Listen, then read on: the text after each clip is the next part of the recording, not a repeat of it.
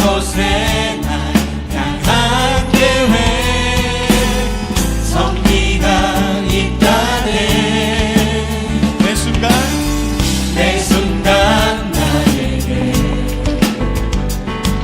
요구하시는 작은 믿음들 그곳에 날 향한 계획 성리가 있다네. 지금 여기 계시며 말씀해 주시는 하나님 내 삶에 역사하시는 신실한 나의 하나님을 찬양해. 내 앞에 주어진 내일의 삶을 살다가 보면 그곳에 날 향한 계획 성리가 있다네. 매 순간 나에게 요구하시는 작은 믿음들 그곳에 날 향한 계획 성리가 있다네. 지금 여기 계시며 말씀해 주시는 하나님 내 삶에 역사하시는 신실한 나의 하나님을 지금 여기 계시며 말씀해 주시는 하나님 내 삶에 역사하시는 신실한 나의 하나님을 찬양해. 변함이 없는 영원한 그 사랑 영원한 그 사랑 어두운 내 삶의 빛으로 지금 여기 계시며 말씀해 주시는 하나님 내 삶에 역사하시는 신실한 나의 하나님. 다시 한번 지금 여기 계시며 말씀해 주시는 하나님 내 삶에 역사하시는 신실한 나의 하나님 신실한 나의 하나님 신실한 나의 하나님 우리 한 번 더 신실한 나의 하나님 신실한 나의 하나님을 찬양해. 아멘. 우리 신실하신 주님을 찬양합니다. 아멘.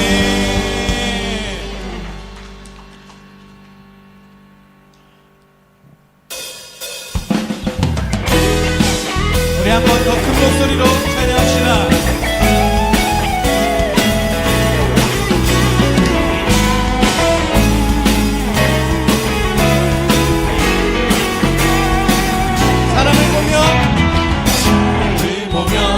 세상을 볼 때 만족함이 없었네. 나의 하나님 그분을 볼 때 나는 만족하였네. 사람을 보며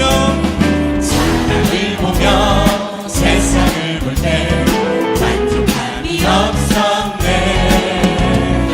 나의 하나님 그분을 볼 때 나는 만족하였네. 저기 빛나는 태양을 보라. 또 저기 서 있는 산을 보아라. 천지 지으신 우리 여호와 나를 사랑하시니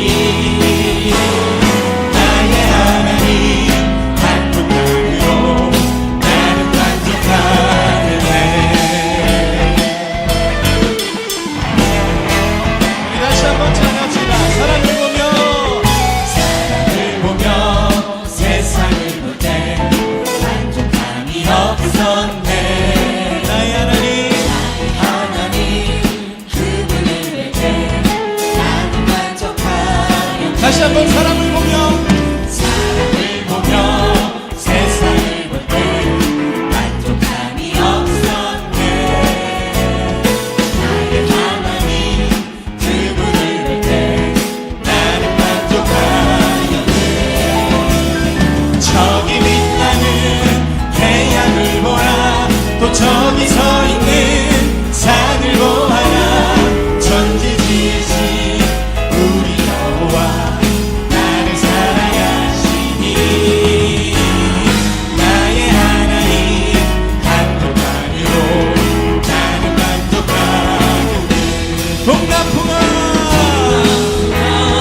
불어라 서북풍아 불어라. 다시 밭에 백합화 예수야 날리니 할렐루야 아멘. 다시 밭에 백합화 예수야 날리니 할렐루야. 우리 다시 한번 동남풍아 동남풍아 불어라 서북풍아 불어라. 다시 밭에 백합화 예수야 날리니 할렐루야 아멘. 다시 밭에 백합화 예수야 날리니 할렐루야. 동남풍아 동남풍아 불어라 서북풍아 불어라. 다시 밭에 백합화 예수야 날리니 할렐루야 아멘. 다시 밭에 백합화 예수야 날리니 할렐루야. 저기 빛나는 태양을 보라. 또 저기 서 있는 산을 보아라. 천지 지으신 우리 여호와 나를 사랑하시니 나의 하나님 나는 만족하겠네. 동남풍아 동남풍아 불어라 서북풍아 불어라. 다시 밭에 백합화 예수야 날리니 할렐루야 아멘. 다시 밭에 백합화 예수야 날리니 할렐루야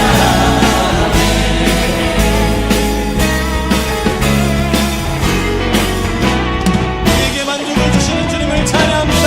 아멘. 우리 자리에 앉아서 찬양하겠습니다.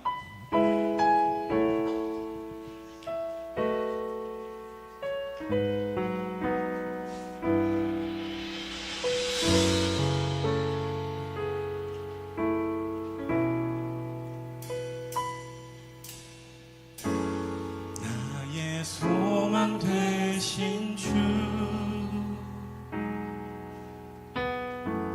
주를 바라봅니다.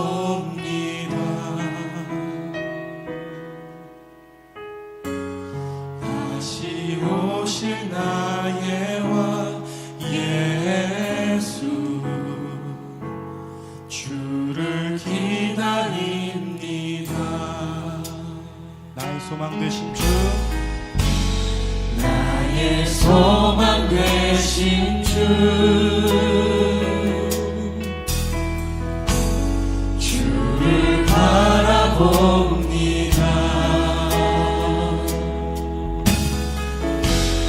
다시 오실 나의 왕 예수 주를 기다립니다.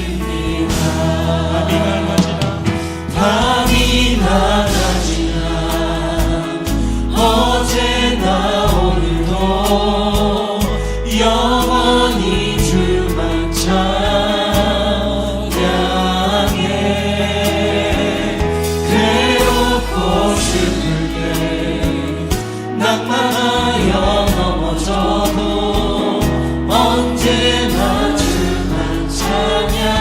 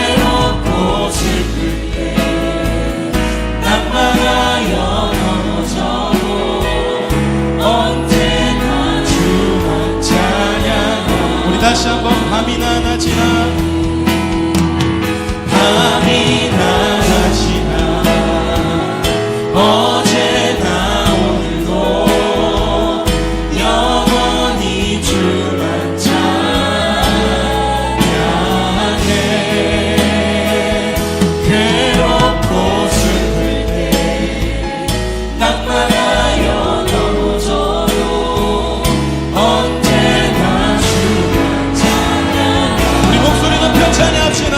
밤이나 낮이나 밤이나 낮이나 어제나 오늘도 영원히 주만 찬양해.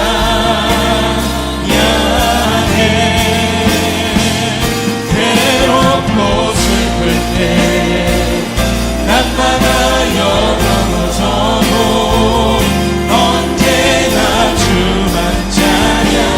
우리 전심으로 고백합니다. 밤이나 낮이나 밤이나 낮이나 어제나 오늘도 영원히 주만 찬양해.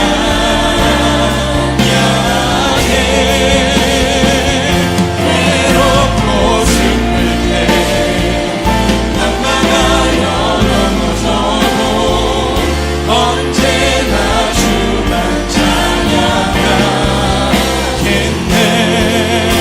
할렐루야. 우리의 소망 되신 주님을 찬양합니다. 어렵고 힘들 때에도 우리를 인도하시는 주님을 신뢰하길 원하오니 성령 충만한 믿음을 허락하여 주옵소서. 이 시간 주님을 부르고 기도합니다. 주여. 만군의 여호와여, 주께 의지하는 자는 복이 있나이다.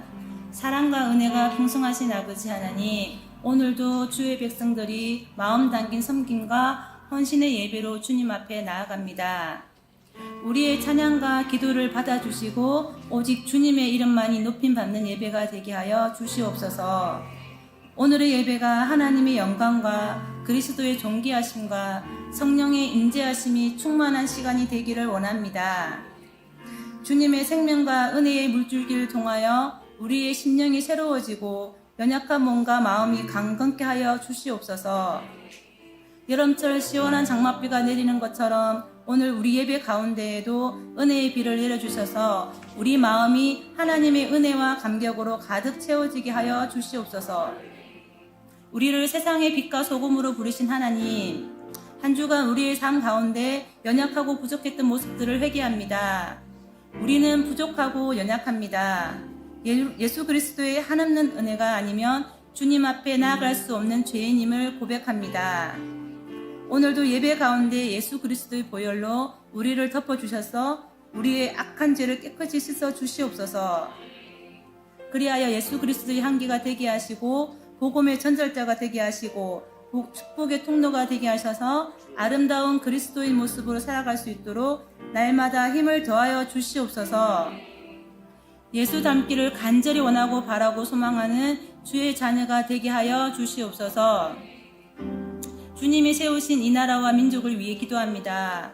전쟁과 인플레이션으로 인하여 어려움을 겪고 있는 이때에 나라와 민족을 위하여 기도하는 자들이 더욱 많아지게 하시고 우리나라와 국민들의 삶에 경제적인 어려움과 정치적인 어려움이 오지 않도록 주께서 지켜 보호하여 주시옵소서. 힘들고 어려울 때일수록 무릎으로 나아가게 하시고 위정자들 가운데서도 하나님을 경외하는 자들이 많아지게 하여 주시옵소서. 하나님이 디자인하신 예일교회를 위해 기도합니다. 러버트 기도가 진행 중입니다. 장결 가족과 새 가족을 주님의 마음으로 돌아보며 섬기게 하시고 그들의 마음을 살피셔서 주님의 품으로 돌아오는 역사가 일어나게 하여 주시옵소서.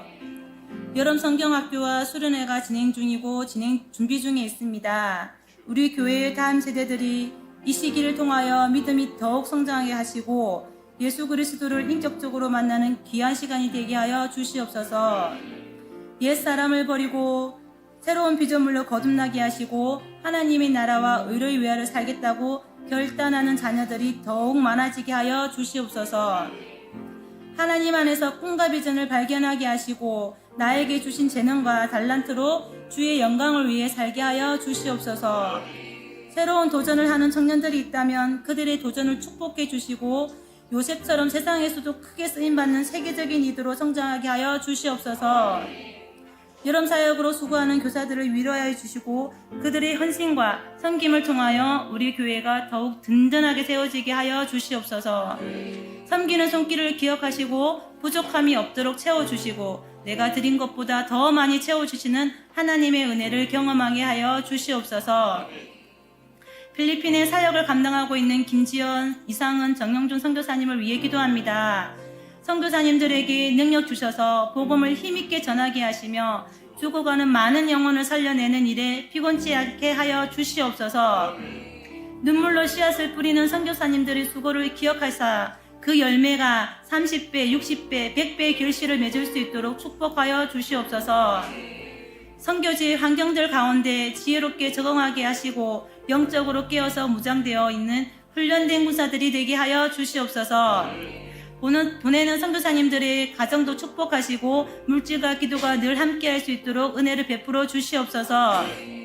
예배를 섬기는 손길을 위해 기도합니다. 그들의 헌신을 기억하시고 눈물을 기억하시고 교회와 하나님을 향한 섬김과 사랑을 기억하여 주시옵소서.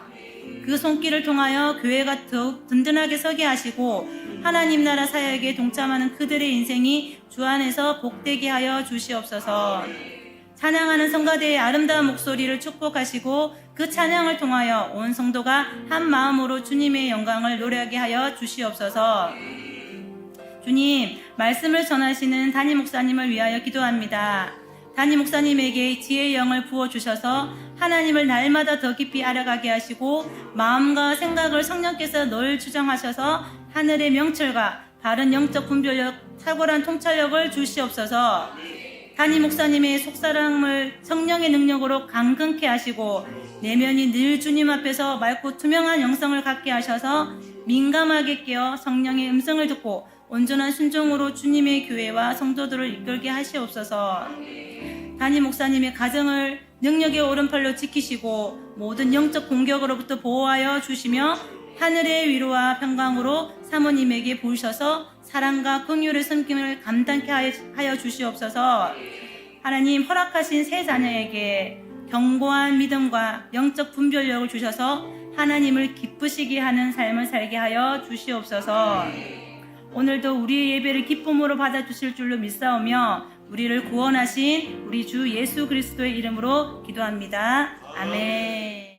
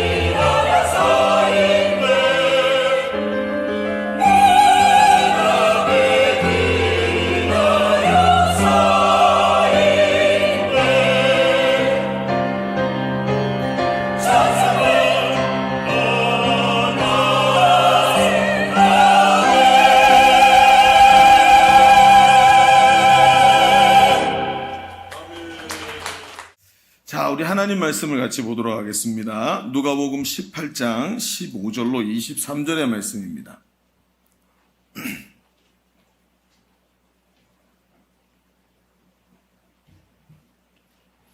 누가복음 18장 15절로 23절의 말씀을 우리 한 절씩 교도하겠습니다. 사람들이 예수께서 만져주심을 바라고 자기 어린 아기를 데리고 오매 제자들이 보고 끄집건을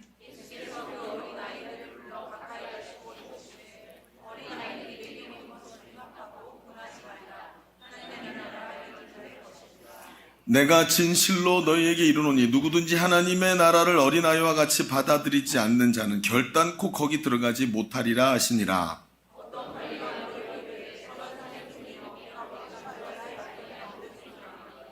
예수께서 이르시되 내가 어찌하여 나를 선하다 일컫느냐 하나님 한 분 외에는 선한 이가 없느니라.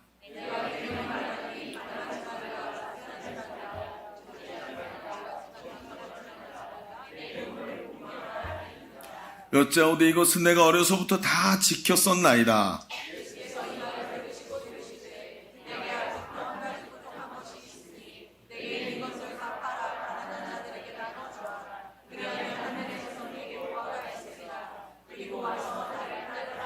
자, 우리 한 목소리로 보겠습니다. 그 사람이 큰 부자이므로 이 말씀을 듣고 심히 근심하더라. 아멘. 그러면 어떤 한 젊은이가 살았다고 합니다. 늘 큐티하는 그런 제자들에게 훈련받으면서 큐티하는 사람이었는데 큐티가 너무 귀찮고 하기가 싫어가지고 이렇게 생각을 했대요. 오늘은 하나님 하루만 봐주세요. 제가 오늘은 큐티 말고 그래도 하나님이 뭐라고 말씀하시는지 들어야 되니까 성경책을 딱 폈을 때 하나님 저에게 처음 주시는 말씀을 저에게 제 눈에 들어오는 성경을 하나님의 말씀이라고 믿겠습니다 하고 성경을 딱 펼쳐갖고 이렇게 한 거죠. 이렇게 수리수리 마수리 딱 펼친 거예요. 딱 펼쳤더니 뭐라고 나왔냐면 마태복음 27장 5절 유다는 물러가서 스스로 목매어 죽으니라. 이게 나온 거예요. 기가 막히잖아요. 아 이거 제가 미끄러져서 잘못 핀 겁니다. 하나님 한 번만 더 할게요. 그리고 딱 하고 주여 그리고 딱 펼쳤어요. 근데 누가복음 10장 37절 가서 너도 이와 같이 하라 라고 말한 거예요. 이건 아니다. 이건 잘못됐다. 아유 하나님 절대 이렇게 말씀하실 리가 없어. 마지막으로 한 번만 하고 딱 펼쳤는데 요한복음 13장 27절 예수께서 유다에게 이르시되 내 하는 일을 속히 하라 라고 말씀하셨어요. 여러분 생각해 보십시오. 우리 많이 들었던 유머죠. 이게 무슨 얘기냐면 실제로 이렇다는 뜻이에요. 우리가 이게 유머로 나와 있다는 얘기는 우리가 하나님 말씀을 실제로 이렇게 바라볼 때가 있다라는 뜻입니다. 마치 점치는 것처럼 말이죠. 여러분 하나님은 우리의 기도를 들으시는 분인 줄로 믿습니다. 그리고 말씀으로 항상 우리와 함께 하시면서 우리에게 우리 마음속에 하나님의 세미한 음성을 주시는 분이에요. 우스갯소리이지만 정말 중요한 얘기입니다. 우리는 신앙생활을 할 때 때로 피상적이고 우리 신앙생활이 공허하게 느껴질 때가 있습니다. 교회는 다니는데 하나님과 교제하며 하나님 나라를 소망하며 살지만 때로는 신앙생활이 형식적이고 어쩔 때는 비현실적으로 느껴질 때가 있죠. 그저 교회 가는 거지.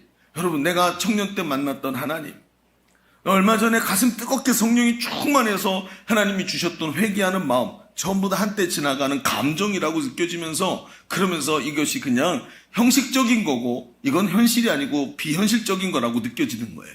여러분 이게 뭡니까? 이런 상태를 사람들은 영적 우울증이라고 말하기도 합니다. 누구에게나 이런 상태가 찾아오기는 합니다. 가다 보면 한 번씩 오는 거죠. 그렇다고 거기 잡혀 있어서는 안 되지 않겠습니까? 오늘 성경에 이런 영적 우울증에 마음이 사로잡힌 한 사람이 나옵니다. 이 사람은 마음이 공허한 상태로 예수님을 찾아왔죠. 이게 성경에 보면 오늘 관리 또는 관원이라고 표현되는데 이 사람의 이야기가 복음서에 여러 곳에 나오는데 이 사람을 다른 성경에는 부자 청년 관원이라고 표현이 되고 있어요. 그러니까 이 사람을 이야기할 때 여러 가지 수식어가 붙는 아주 대단한 사람, 남부러울 것 없는 모습입니다. 우리가 얘기하는 엄치나 이런 사람이겠죠. 뭐든지 잘하는 사람. 계명을 다 지켰고 그래서 아브라함의 자손이라는 뚜렷한 정체성이 있고 이 땅에서도 관원이고 이러면서 존재감이 뚜렷한 사람으로 남부러울 것 없이 사는 사람입니다. 그런데 그는 자신이 천국에 들어갈 확신이 없는 상태라고 이야기를 합니다.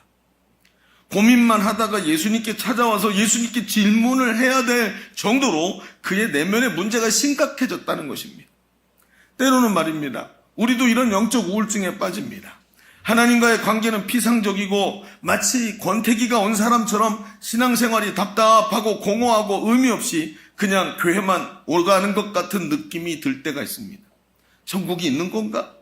정말 내가 믿는 하나님은 지금 나를 바라보고 계시는 건가? 그러면서 우울증이 온 것 같이 모든 걸 다 뒤집어 보고 이런 마음이 들어오죠. 여러분, 한쪽에서 이렇게 생각을 합니다. 내 내면에 한 사람이 들어와서 얘기합니다. 이러면 안 되는데, 이러면 큰일 나는데, 이걸 그냥 방치하면 계속 이쪽으로 가다가 내 믿음을 잊어버리고 쓰러지게 되는데 라고 생각을 하죠. 그런데 반대편에서 얘기합니다.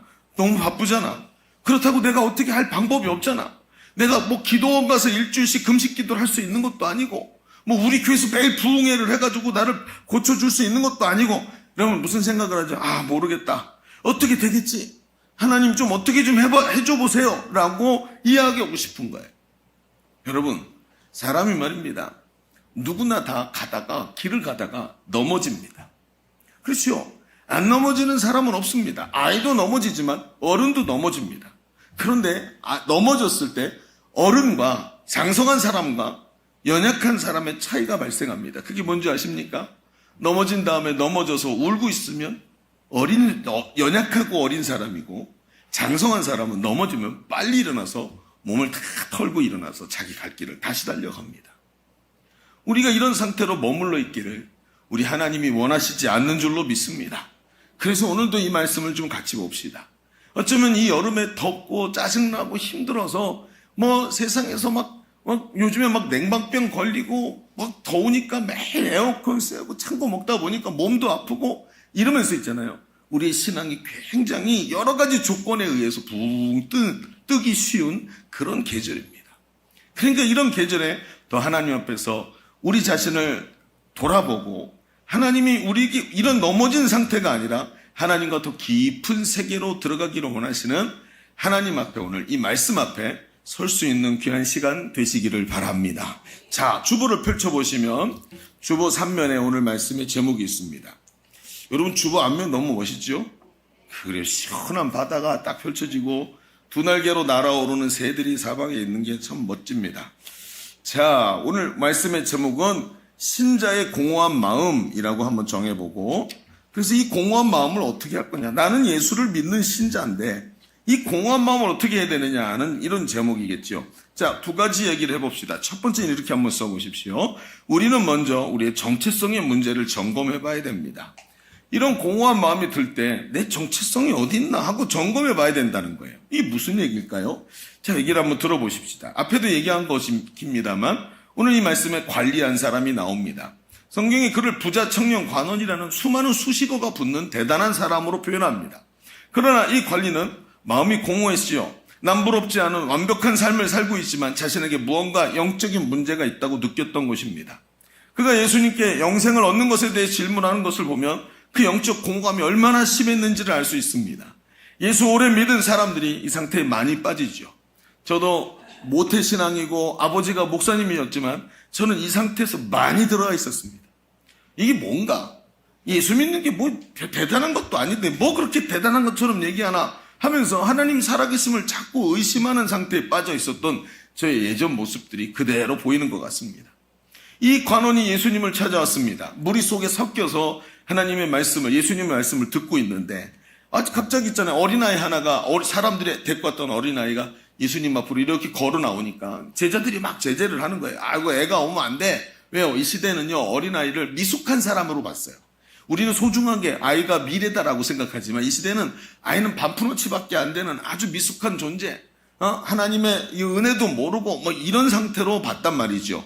그러니까 예수님께 나오지 못하게 막는 거예요. 그랬더니 예수님께서 이렇게 말씀하십니다. 이 어린아이를 딱 붙잡더니 다 보라고.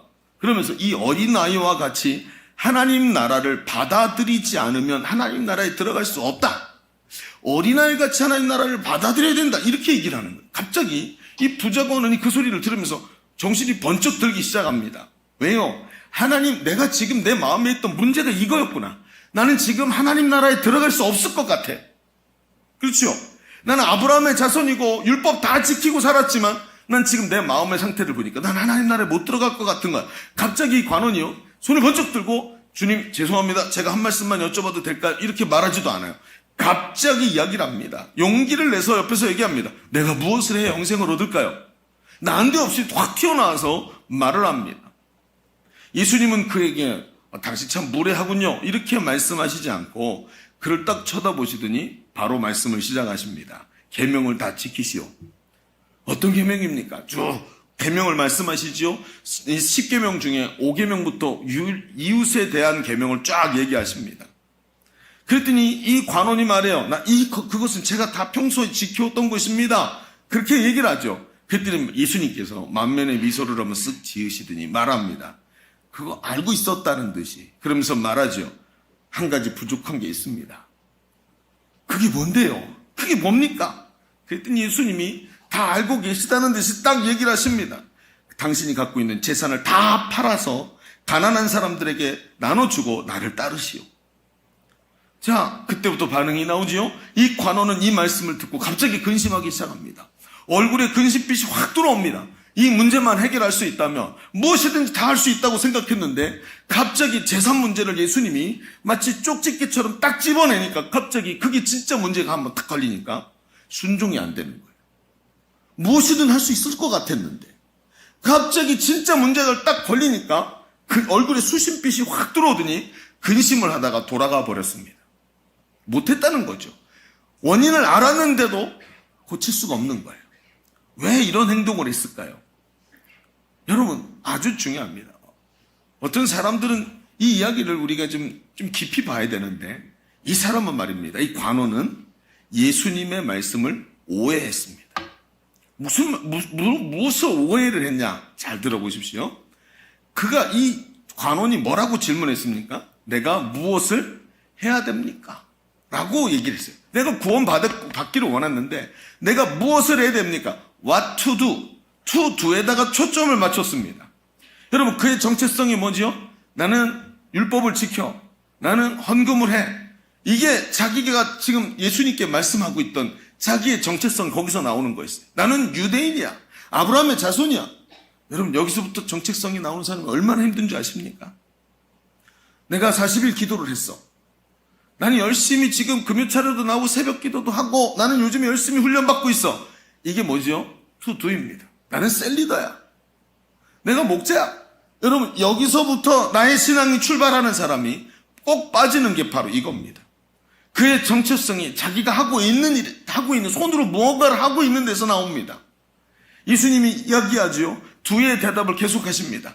계명을 잘 지키시오. 그게 두지요. 그 일을 하시오. 이 사람이 말합니다. 저 그거 다 했습니다. 예수님 부족하다고 말씀하셨죠. 뭐라고 얘기했습니까? 재물을 팔아 가난한 사람들에게 주라. 여러분 잘 들으셔야 됩니다. 이 이야기는 마치 바늘과 같이 날카로운 얘기였는데 당신이 하지 못하는 두를 콕 찌른 거예요. 당신은 두에다가 내가 무엇을 하느냐, 두에다가 초점을 맞췄는데 이건 못하지 하고 바늘로 콱 찔렀는데 그게 정확하게 찔린 거예요. 뭐라고요? 이건 두의 문제가 아니다라는 거예요. 두의 문제가 아니래요. 그는 주님께 얘기합니다. 내가 무엇을 해야 합니까? 라고 질문했고 주님은 한 가지 부족한 일을 가르쳐줬는데 그건 두의 문제가 아니라 뭐예요? 나의 존재의 문제, being의 문제, to be의 문제. 내가 무엇이냐, 내가 누구냐라는 문제였다는 거예요. 정체성의 문제였다는 것입니다. 여러분, 이 이야기를 조금 더 이 본문, 제가 하고 있는 이야기가 아마 이해가 안 되실 겁니다. 그런데 조금만 렌즈를 뒤로 넓혀가지고 뒤로 넘어가 봅시다. 뒤로 넘어가서 조금만 더 앞으로, 시간을 앞으로 당겨서 과거로 돌아가 봅시다. 과거, 그게 어디냐면 오늘 우리가 읽은 17절입니다. 이 부자 관원이 와서 자기 눈으로 보는 장면이죠.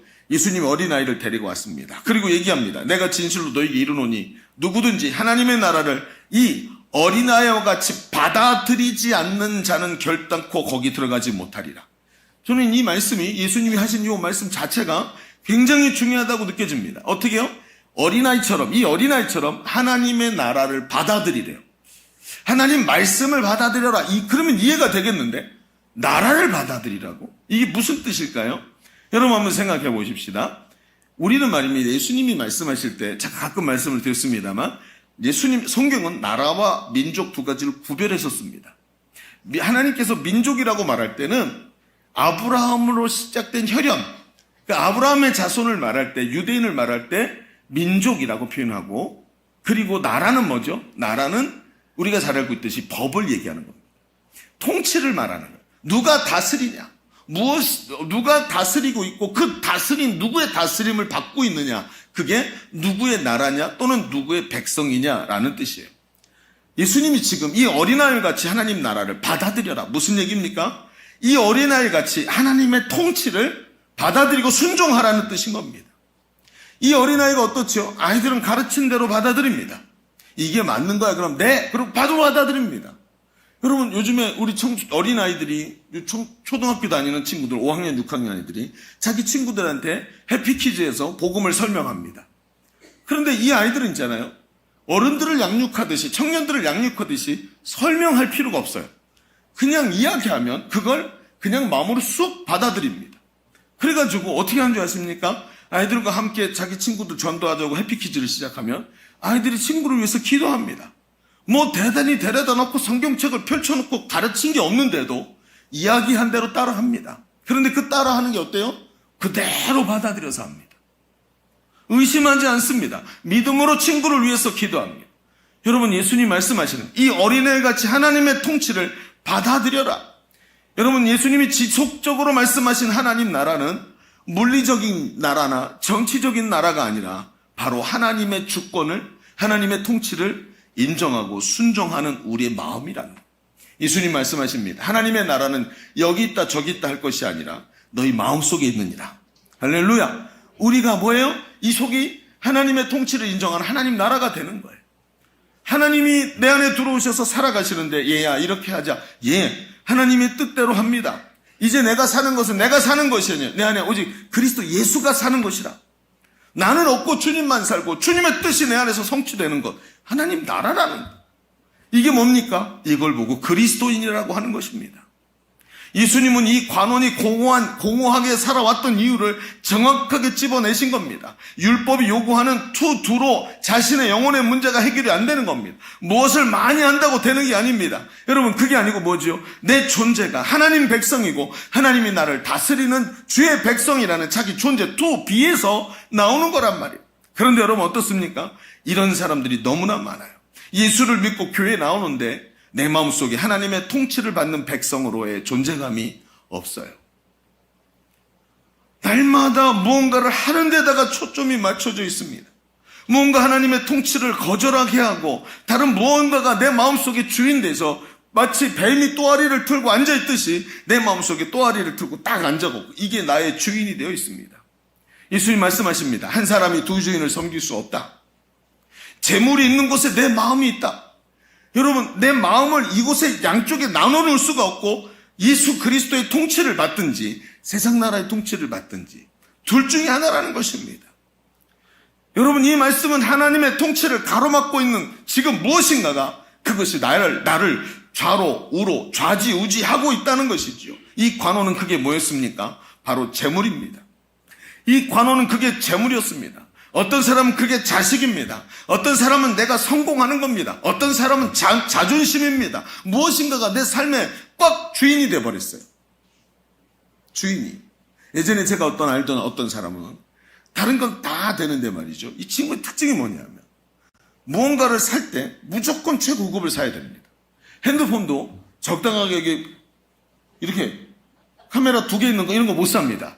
무조건 카메라 3개 있는 거 최고급을 사야 되는 거예요. 아니 왜 그렇게 하냐고. 이것도 충분히 쓸 수 있을 만한데 너 그만한 경제적 능력도 안 되는데 못하러 무조건 비싼 걸 사냐고 그랬더니 이유를 말을 못하는데 나중에 들어보니까 어렸을 때 너무 가난해서 다른 아이들이 가지는 걸 자기를 못 가진 거예요. 홀어머니 밑에서 힘들게 살았는데 그게 이 사람의 마음의 중심에 또아리를 틀고 있는 거예요. 그래서 보상심리가 이 사람의 중심에 있어요. 그러니까 어떤지 아세요? 자동차를 사도 있잖아요. 소형차 같은 거 못 사요. 내가 무리해서라도 무조건 큰 차를 사야 돼요. 왜 그럴까요? 이게 뭐예요? 이 사람의 마음에 응어리가 쳐 있어요. 그래서 남들보다 무조건 좋은 걸 가지고 있어야만 자기 속이 직성이 풀려. 이게 딱 걸리니까요. 이게 여기 안에서 주인이 됐어요. 그래서 어떻게 하는 줄 아십니까? 적당하게 벌어서 자기 가족들 부양하고 신앙생활 잘할 수도 있는데 주일날 신앙생활 딱 요만큼만 빼놓고 모든 걸 다 투잡, 쓰리잡 뛰는 거예요. 자기를 죽도록 고생을 시켜요. 삶에 의미가 없어. 이거 더 좋은 거 살려. 이게 주인이 돼가지고. 그러니 어떻게 그런 공허한 삶이 끊어질 수가 있겠습니까? 그게 무엇이 주인이 돼 있으니까 주인이 예수 그리스도가 주시는 자유와 해방을 누려야 되는데 자유와 해방을 딱 가로막고 그게 뱀처럼 떠아리를 들고 딱 앉아 있으니까 자유와 해방이 없는 거예요. 사로잡혀 살아가요. 여러분, 심령이 공허한 신자, 내가 예수를 믿는데 심령이 공허한 이유가 바로 여기 있는 것입니다. 하나님이 그 마음의 주인 되시고 그를 통치하셔야 되는데 그 마음에 내 속에 내가 너무나 많아. 당신이 있을 곳 없네. 여러분, 하덕교의 가시나무 그 얘기 아닙니까? 그 가사에 동일하게 나오는 얘기입니다. 일주일 내내 하나님 말씀대로 살려고 하지 않고 온통 세상의 것들이 내 마음에 꽉 들어차서 내 주인이 되었어요. 이유는 분명합니다. 다 뚜렷합니다. 먹고 살아야 되니까 여러 가지 바쁜 일이 있어서. 여러분, 심지어 뭐래요? 성경에 보니까 주인이 잔치를 벌려놓고 예약한 손님들을 한테 가서 오셔서 이 잔치합시다 그랬더니 뭐라고 얘기해요? 나는 장가 가서 못 가겠어. 나는 소를 새로 샀기 때문에 시험해 보러 가야 돼요. 나는 밭을 새로 사서 못 가겠어. 여러분, 아닙니다. 이유는 뚜렷한 것 같지만 다 핑계거리입니다. 오늘 장가 들었다고 이미 예약했던 잔치에 못 갈 일이 없는 거예요. 그런데 못 가겠다라고 하면서 주인이 바뀌었다는 것을 말하는 것입니다. 하나님의 통치가 인정되지 않고 무언가 다른 것이 그 사람의 마음의 주인이 되어 그를 다스리고 있는 것입니다. 예전에 어떤 목사님이 이런 간증을 하는 걸 봤어요. 두날개를 하는 목사님이신데 한 사업을 하는 집사님이 은혜를 받고 제자대학에 들어와서 훈련을 받았답니다. 얼마나 머리도 좋고 스마트하고 믿음이 좋으신지 정말 말씀을 같이 제자대학에서 같이 말씀을 나눔을 하는데 들은 말씀 갖고 나눔을 하는데 깨달음도 깊고 나눔을 한 마음이 뭉클한 나눔들이 있는 거예요. 열심히 훈련받는데 근데 한 가지 문제가 있었어요. 뭐냐면 숙제를 잘못해요.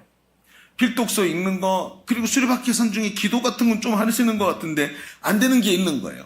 그래서 이런저런 얘기를 해보니까 사업체를 운영하는데 사업장이 너무 바빠가지고 다른 건 다 했는데 이걸 못하고 있는 거예요. 그래서 사업하느라 바빠서 그러니까 사람이 바탕도 좋고 신앙생활도 잘하니까 눈 감아줬대요. 그냥 모르는 척하고 그냥 제자대학 1학기, 2학기 넘어가게 해줬다는 거예요. 그리고 제자대학을 졸업을 잘했습니다. 은혜롭게.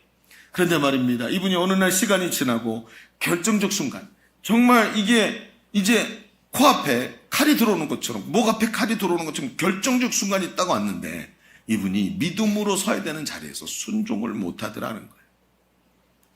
지금까지 하나님 말씀을 잘 깨닫고 변화된 줄 알았는데 가만히 보니까 자기가 수용할 수 있는 부분까지, 그렇죠? 내가 수용할 수 있는 부분까지만 딱 해오던 것입니다. 자기 생각과 딱 다르고 내 생각과는 딱 막다른 곳이 오니까 거기서 갑자기 티가 탁 나기 시작하는 거예요. 하나님이 마음의 주인이 아니라 내가 허용한 데까지만 하나님이 들어오시도록 만들었던 것입니다. 그러니까 어때요? 다른 건 다 되는데 뭐가 안 되는 거예요? 여러분, 기도는 했는데 전도가 안 돼요. 이게 뭐죠? 안 되던 걸 하기 위해서 중요한 게 뭡니까? 삶의 패턴을 바꿔야 돼요. 내 삶을 바꿔야 되는 거예요. 근데 바꾸지 않으니까 안 되는 거예요. 여러분, 제자대학에서 제일 쉬운 숙제가 뭔지 아십니까? 하루에 한 번씩 암송하기입니다. 암송하기 어떻게 하라고 시키냐면 출근길에 암송카드로 주머니에 넣고 지하철 타기 전에 쫙 보고 지하철 꽉 들어가고 이렇게 해서 계속 암송하라고 시킵니다. 이거 별거 아닙니다. 시간이 따로 드는 것도 아니에요. 그런데 순종하는 사람과 안 하는 사람의 차이가 확 납니다. 그건 뭐죠? 내 마음이 따라가지를 못하는 거예요. to be의 문제가 해결되지 않으니까 to do도 나오지 않게 되는 것입니다. 하나님의 통치가 인정되지 않으니까 그 이상의 일을 하지를 못하는 거예요. 고집스럽게 살아갑니다. 여러분, 제자대학에서 여러분 안 되던 부분이 무엇입니까? 자기 생활을 바꾸는 부분입니다. 자기 삶을 부인하고 자기를 부인하고 순종해야 되는데 절대로 그게 안 되는 거예요. 그런데 말입니다. 그런가 하면 정반대의 일도 일어납니다. 우리 교회 청년 중에 어려서부터 신앙생활을 해온 청년이 하나 있습니다. 어찌어찌 하다가 우리 교회 오게 돼서 훈련을 받게 됐는데 이 친구가 어머니도 열심히 신앙생활하고 사역하는 분인데 제자대학에서 훈련을 받다가 다른 걸 다 받아들이면서 이해를 하는데 갑자기 어느 순간 꽉 막히는 거예요. 뭐냐면 전도였습니다. 자기는 평생 전도를 해본 적이 없는 거예요. 그리고 고등학교 지나고 대학생이 됐는데 지금까지 전도를 해본 적이 없는 거예요. 그러니까 전도하러 가서 전도지 한 장 나눠주는 게 그렇게 힘든 겁니다. 그런데 제자대학에서 백지전도 실습을 하는 날이었습니다.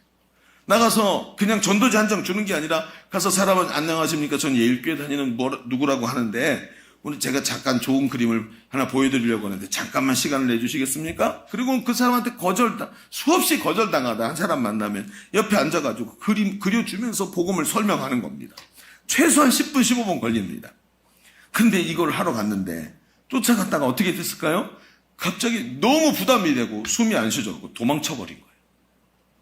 전도할 생각을 하는데 거절하는 사람들을 며칠 보더니 갑자기 눈이 확 뒤집혔고 도망가 버렸어요. 그리고 숨어버렸습니다. 자, 어땠을까요? 잘됐다. 숨었으니까 마음 편할까요? 집에 들어가서 이불 뒤집어 쓰고 가만히 있으면 될까요? 얼마나 자괴감이 찾아왔을까요? 내 신앙이 요거밖에 안 되는 거였구나. 내가 요 정도였구나. 나는 마치 뭐 같을까요? 다시스로 가는 니느웨로 가는 배를 타야 되는데 다시스로 가는 배를 타고 거기 숨어있던 요나와 같은 느낌이 들지 않았을까요? 그런데 여러분 잘 들어보십시오.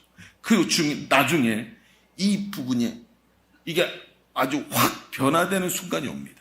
어떤 일이 벌어졌는지 아십니까? 이 친구가 그때부터 말을 하기 시작했어요. 자기 목자에게 셀리더에게 내가 지금 이런 상태라. 내가 나 자신을 보니까 무서워가지고 그리고 도망갔고 숨더라고. 이게 도대체 뭔지 모르겠다고. 나를 좀 도와달라고. 이야기를 하기 시작했습니다. 심령이 순수해서 자기의 모습을 어린아이처럼 다 이야기합니다. 그 창피한데도. 이야기를 합니다. 자신이 한계에 부딪혔다고 고백합니다. 도와달라고 말합니다. 그러면서 어떤지 아세요? 하나님이 나를 통치하시도록 마음을 열어드립니다. 여러분 이 친구가 지금 어떻게 하고 있는 줄 아십니까? 지금 행복모임 리더가 돼서 자기 친구들을 전도해서 자기 친구들한테 복음을 전하고 그들을 교회로 인도하고 복음 듣고 예수 믿고 구원받게 만드는 사람이 되었단 말이에요. 극복을 했다는 것입니다. 어린아이 같이 하나님의 통치에 순종할 때 그 사람의 내면이 변화되고 여러분 그 사람의 운명이 바뀌게 되는 줄로 믿습니다. 이게 통치를 순종하는 것입니다. 제가 가만히 보면 참 어려워요. 좀 이런 얘기를 원고에 없는 얘기하면 참 문제가 항상 발생하는데 한번 해봅시다. 제가 보면 말이죠. 마음이 이렇게 편안하신 분들이 있어요. 이런 거 있죠. 목자들 중에도 셀리더들 중에도 목장 식구가 계속 변화가 되지 않고 계속 이제 문제가 되고 기도해도 응답이 안 되는 것 같은 사람을 보잖아요. 그럼 계속 거기다가 목을 매는 분들이 있어요. 저 사람만 변화됐으면 저 사람만 변화됐으면 아닙니다. 하나님의 통치를 받는 사람은 하나님이 하실 것을 믿습니다. 내가 할 수 없고 저 사람을 어떻게 내가 변화시킵니까? 여러분 결혼하신 분도 생각해 보십시오. 아내가 남편 마음대로 가든가요? 안 가요. 절대로 안 갑니다. 여러분 남편들 생각해 보십시다. 아내가 잔소리한다고 남편이 변하든가요? 절대로 안 변합니다. 저 인간 언제까지 저래요? 그 생명 다하도록. 그 생명 다하도록 저 인간 저짓거리 하다가 갑니다.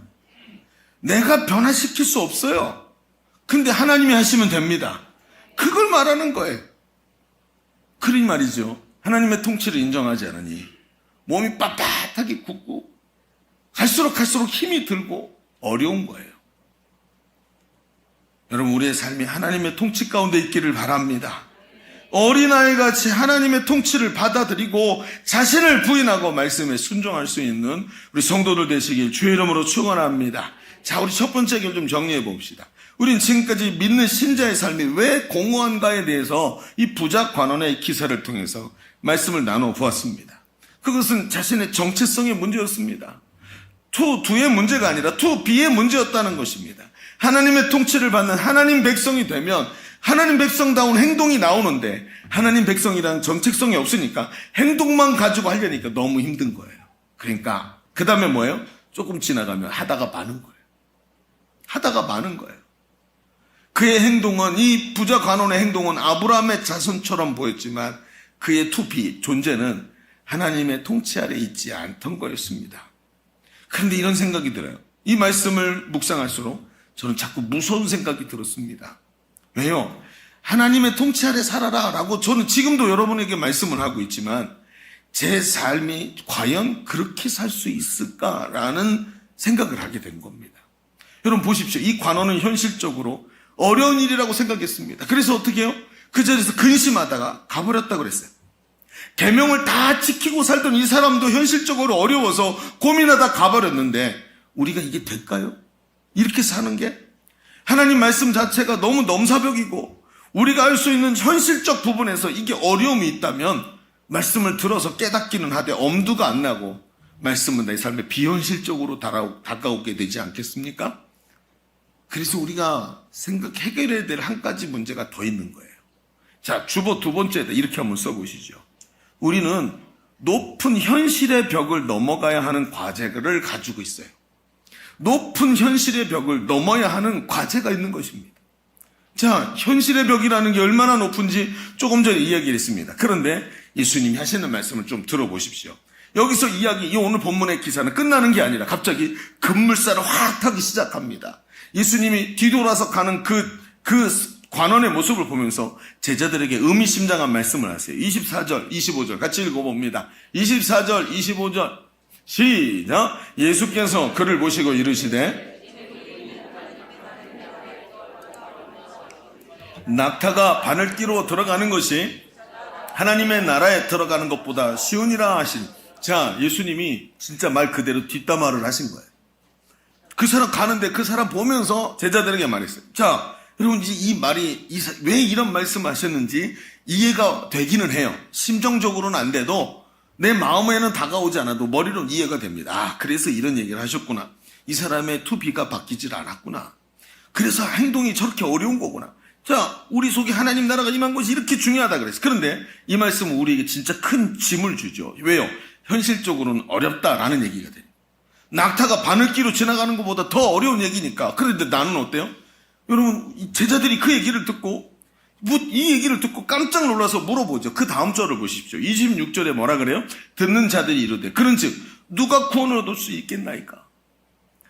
제자들도 마찬가지입니다. 나도 오늘 먹고 살아야 되고 오늘 나도 부양해야 될 가족들이 있고 오늘도 돈 벌기 위해서 열심히 살아야 되는 게 우리의 삶 아니에요? 그런데 부자가 바늘귀로 돌아가는 것만큼이나 천국에 들어가는 게 어렵다면 누가 저렇게 삽니까? 아주 강력한 항변을 하는 겁니다. 그런데 예수님은 그 대답을 하시죠. 뭐라고요? 당연한 것 같으면서도 아주 이해하기 어려운 말씀을 하십니다. 자, 우리 같이 읽어봅시다. 27절 시작. 이르시되 무릇 사람이 할 수 없는 것을. 우와, 더 어려워. 도대체 이게 무슨 뜻입니까? 왜 주님이 이렇게 그렇죠. 이런 생각이 들어요. 여러분, 사람은 할 수 없지만 하나님은 하실 수 있다. 당연하지. 하나님이시니까 못하시는 게 없잖아요. 하나님은. 여러분, 이런 뜻일까요? 아닙니다. 하나님은 지금 딱 튕기면 모든 것을 바꿀 수 있다, 이런 뜻이 아니에요. 예수님은 지금 투가 아니라 투비를 이야기를 계속하고 계시는 거예요. 그게 무슨 뜻일까요? 여러분, 예수님은 이런 알쏭달쏭한 이야기들을 많이 하셨습니다. 이전에도, 앞으로도 그렇고요. 그런데 성경은 나중에 보면 제자들이 예수님의 이 말씀을 다 이해하게 되는 장면들로 사도행전이 꽉 채워져 있어요. 사도행전은 예수님의 이런 이야기를 다 이해한 제자들의 모습이 보입니다. 좀 얘기를 들어볼까요? 베드로가 말입니다. 성령의 충만을 받고 그 다음에 어떻게 합니까? 안진뱅이 저 성전 미문에 못 걷는 자를 일으키죠. 그리고 나서 사람들이 몰려 들어왔고 그들에게 설교를 하는데 사람들은 그가 평범한 사람인 줄 알았어요. 왜? 옷차림이 어부잖아요. 종교인도 아니고 율법학자도 아니고 평범한 사람인데 그 입에서 나오는 말이 하나님의 말씀을 관통한 얘기가 나오는 거예요. 엄청나게 똑똑한 사람이고 이 모든 학문을 다 통달한 사람처럼 얘기합니다. 그렇게 단순하고 무지하고 완고했던 베드로. 단순, 완고, 단순, 무지, 완고 이 세 가지를 한마디로 하면 뭐라고요? 단무지. 그쵸? 단무지.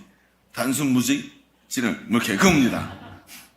어쨌든 단순하고 무지하고 완고했던 베드로가 하나님의 지혜를 관통한 사람이 되었습니다. 희한하죠?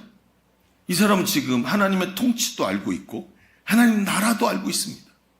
이 베드로는 완전히 다른 사람이 되었습니다. 어떻게 이런 일이 벌어졌을까요? 정답이 사도행전 1장 8절에 정확하게 나옵니다. 뭐라고요?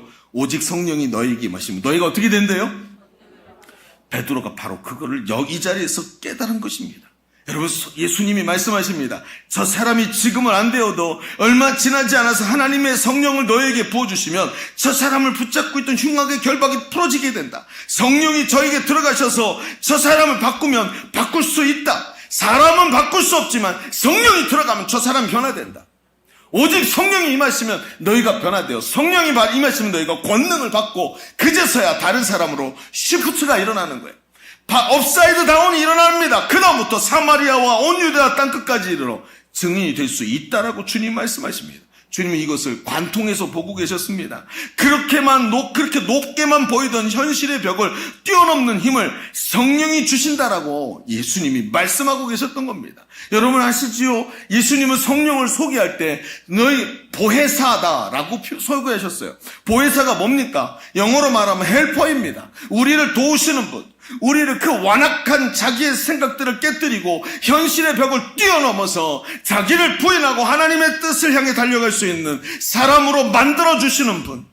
나도 이길 수 없는 내 마음을 성령님이 이기게 해주시고 나도 넘어설 수 없는 내 습관을 성령님이 넘어서게 하시고 성령님이 오셔서 조명을 딱 비추시니까 절대로 변화될 것 같지 않았던 그 마음이 변화되기 시작하고 그러면서 이전 것은 지나가고 보라 새 것이 되었도다. 할렐루야. 그런 역사를 일으키시는 분이 누구예요? 우리 안에 성령이시더라는 거예요. 여러분 성령이 일하시지 않았다면 베드로가 변화됐겠습니까? 성령이 일하시니까 베드로가 변화되어서 갑자기 말하기 시작합니다. 그렇게 그가 원했던 은과 금은 내게 없거니와 괜찮다. 은과 금이 없어도 괜찮다. 곧 나사렛 예수 그리스도의 이름으로 일어나 걸으라. 그를 붙잡고 있던 은과 금의 권세가 떠나가고 하나님의 통치가 그 안에 임한 줄로 믿습니다. 성령이 역사하시니까 이런 역사가 일어나더라는 거예요. 사람이 변합니다. 성령이 임하시면 사람이 변하는 것입니다. 성령이 일하시니까 핍박자 바울이 하나님 나라로 변하기 시작합니다. 바울의 마음속에 하나님 나라가 임하기 시작합니다. 그러면서 핍박하고 예수 믿는 사람을 죽이던 사람이 생명을 걸고 예수 복음을 전하는 사람으로 뒤바뀌기 시작합니다. 로마에 가서 순교당하기까지 복음을 전하고 로마 제국 전체가 변화되도록 만드는 일을 바울이 합니다. 하나님 나라가 임하니까 여러분 높은 현실의 벽을 뛰어넘도록 하시는 성령이 오셔서 하나님 나라가 임하니까 역사가 일어납니다. 성령이 임하시니까 루터와 칼빈 같은 수많은 종교 개혁자들이 온전한 신앙을 위해 자기 목숨이 오늘 위태로운데도 그 일을 끝까지 감당하며 순교하기를 그 마다하지 않고 그 길을 가더라는 거예요. 높은 현실의 벽을 넘어갑니다. 성령이 일하시니까 오늘도 세상에서 치열하게 사는 오늘 우리가 복음을 전하고 성령이 임하셔서 높은 그 현실의 벽을 넘어가게 하시니까 하나님 나라를 위해 헌신하며 제자를 세우겠다고 건강한 교회를 세우겠다고 이렇게 달려가게 만드시는 건 아닙니까? 여러분 우리 교회 간증들을 보십시오. 강사가 말을 잘해서 사람이 저렇게 바뀌는 줄 아십니까? 아닙니다. 강사가 말을 잘해서 하는 것이 아니라 사람으로 할 수 없는 것을 하나님이 하시기 때문인 줄로 믿습니다. 이게 바로 오늘 우리가 이 시대를 이기는 힘이라는 것입니다. 신자는 성령을 사모해야 합니다. 그분은 우리 존재를 하나님 백성으로 바꾸시는 분이십니다. 사람은 할 수 없지만 하나님은 하실 수 있는 일들을 우리 속에서 이루어 가시는 분이 성령이시더라는 거예요. 그분이 오셔야 합니다. 그분이 오셔서 우리를 변화시켜야 되는 거예요. 사도행전 1장 4절에 보니까 이렇게 말합니다. 사도와 함께 모이사 그들에게 본바 이르시되 예루살렘을 떠나지 말고 내게 들은 바 아버지께서 약속하신 그 성령을 기다리라. 요한은 물로 세례를 베풀었으나 너희는 몇 날이 못되어 성령으로 세례를 받으리라. 머리부터 발끝까지 푹 잠겨서 성령 안에 내가 쏙 들어간 그 모습, 성령으로 세례를 받으리라. 그분을 사모하고 그분을 마음에 모셔드리기를 주의 이름으로 축원합니다. 그럴 때 그분이 우리를 변화시키시는 겁니다. 여러분, 이제 말씀을 정리합시다. 찬양팀들 올라오십시오. 여러분, 신자가 왜 공허합니까? 제 얘기를 들으십시오. 아직 끝나지 않았습니다. 신자가 왜 공허합니까? 부자 관원처럼 비가 없는데 두를 하려고 할 때 여기 공허감이, 예수를 믿어도 공허감이 오는 거예요. 오늘 내 속에 성령이 임하셔서 하나님의 통치가 내 안에 임하도록 만들어야 하는 것입니다. 내 속에 하나님의 통치가 인정되는 하나님 나라가 되어야 하는 것입니다. 요한복음 20장 22절에 이 말씀을 하시고 그들을 향해 숨을 내쉬며 이르시되 성령을 받으라. 성령을 받으라. 이 말씀을 붙잡으시기를 주의 이름으로 축원합니다. 여러분, 우리 눈을 감읍시다. 우리의 삶이 오늘도 답답하고 공허하지 않습니까? 왜 사는지 모르겠고 예수를 믿어도 시원한 맛이 없고 왜 이러는지 모르겠다 하고 고민이 되지 않습니까? 주님이, 지금 성령님이 여러분의 그런 마음을 아시는 줄로 믿습니다. 따라 하십시다. 성령님, 내 마음에 들어와 주십시오. 나를 다스려 주옵소서. 주님이 오늘 오셔서 우리의 마음을 붙잡으실 줄로 믿습니다. 우리 오늘 찬양을 부릅시다. 우리가 잘 아는 찬양. 허무한 시절 지날 때, 허무한 시절 지날 때, 깊은 한숨 내쉴 때 그런 풍경 보시며 간직하는 분 있네. 고와 같이 너희를 버려두지 않으리. 내가 너희와 영원히 함께 다시 한번 자리에서 일어날까요? 허무한 시절 지날 때, 허무한 시절 지날 때 깊은 한숨 내쉴 때 그런 풍경 보시며 간직하는 분 있네. 고와 같이 너희를 버려두지 않으리. 내가 너희와 영원히 함께하리라. 성령이 오셨네. 성령이 오셨네. 성령이 오셨네. 내 주에 보내신 성령이 오셨네. 우리 인생 가운데 신이 찾아오셔서 그 나라 꿈꾸게 하시네. 억눌린 자 갇힌 자, 억눌린 자 갇힌 자 자유함이 없는 자 피난처가 되시는 성령님 계시네. 주의 영이 계신 곳에 참 자유가 있다네. 진리의 영이신 성령이 오셨네. 성령이 오셨네. 우리 가운데 성령이 오셨네. 성령이 오셨네.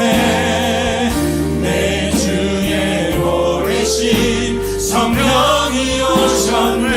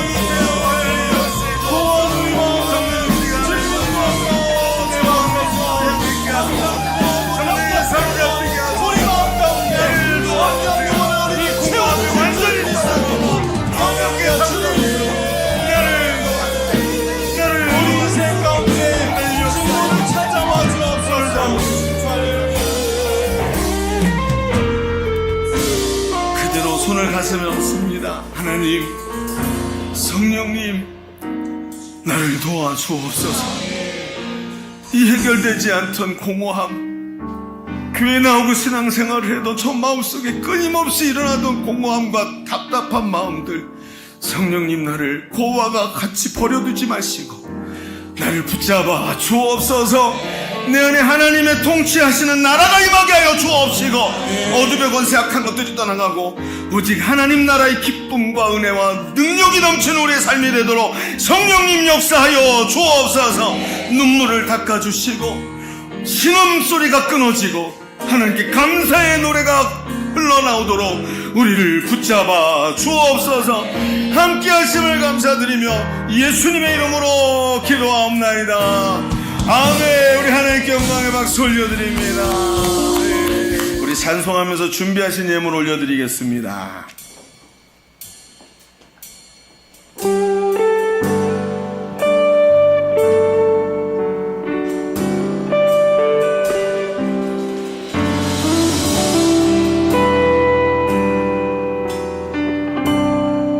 우리 주는 위대하며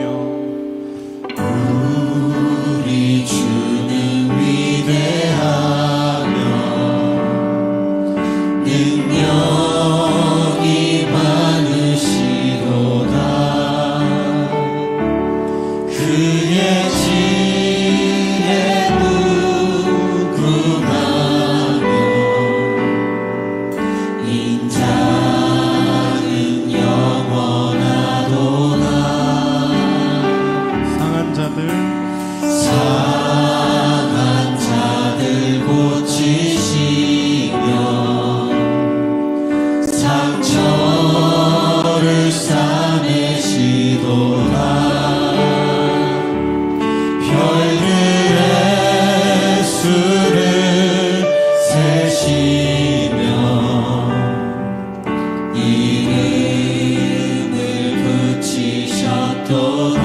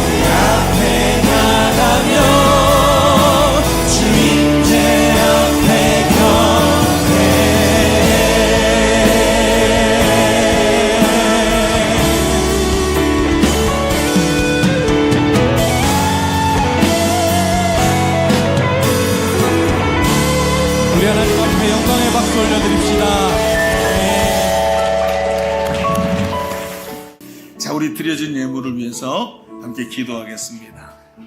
하나님 참으로 감사합니다.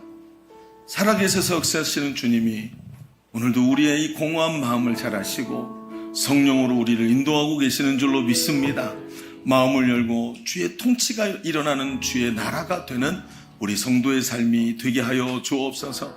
특별히 오늘도 하나님 앞에 나와 예배하게 하시고 하나님 자녀의 권세를 누리게 하심에 감사하며 하나님 우리의 전 존재와 정성과 우리의 주권을 다 담아서 하나님께 예물을 올려드립니다. 하나님 이 예물을 받아 주옵소서. 우리의 마음과 정성을 받아 주옵소서. 주를 사랑하며 주를 의지해서 올려드린 우리의 삶의 주권을 주님 받아 주옵소서. 이제 주가 다스리시고 주의 통치 아래서 우리의 삶이 누리는 기쁨과 감사와 은혜를 누리는 삶이 되도록 이 예물의 주인 되시어 받으시고 우리 가운데 하나님의 능력과 은혜를 베풀어 주옵소서. 한 주간의 삶도 주께 의탁합니다.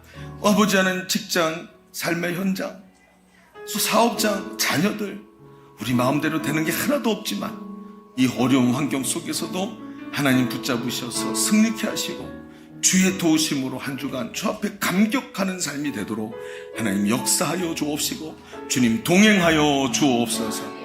감사드립니다. 이제는 우리 구주 예수 그리스도의 은혜와 아버지 하나님의 지극하시고 만극하신 사랑하심과 성령님이 내주하시고 교통하시고 함께하시는 은혜가 오늘 모여 예배하는 모든 성도들 각 개인들 머리머리 위에 우리의 가정과 삶의 현장 위에 자녀들 위에 손으로 하는 모든 일들 위에 주님이 피로 값주고 사신 주의 몸된 교회 위에 열방의 선교사들 위에 지금도 신음하는 이 나라의 민족 위에 이제로부터 영원토록 함께 계시기를 간절히 축원하옵나이다. 아멘.